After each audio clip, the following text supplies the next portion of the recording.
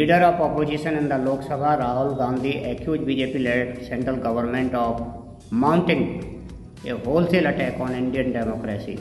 During an interaction at EIA University in Colombia, the BJP hit back, calling him a leader of propaganda and criticizing him for once again denigrating Indian democracy on a foreign platform.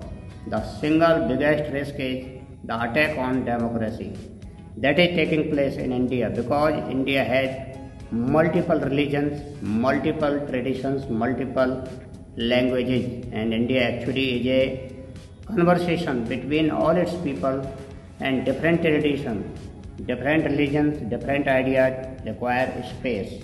And that the best method for creating that space is the democratic system.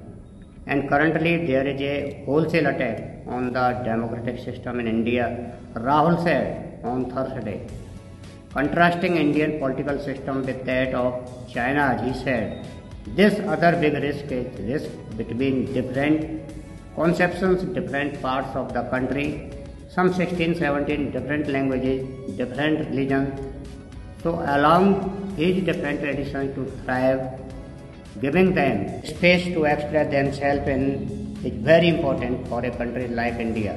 We can do what China does, which is suppress people and run authoritarian system. BJP spokesperson Shehzad Poonawalla criticized Rahul for making such statements abroad. Once again, Rahul Gandhi behaves like leader of propaganda, goes abroad and attacks Indian democracy. After all, he wants to fight Indian state. Sometimes demands US, UK should intervene into our affairs, and now this from army to judiciary to constitution to Sanatan, he said in a post on X.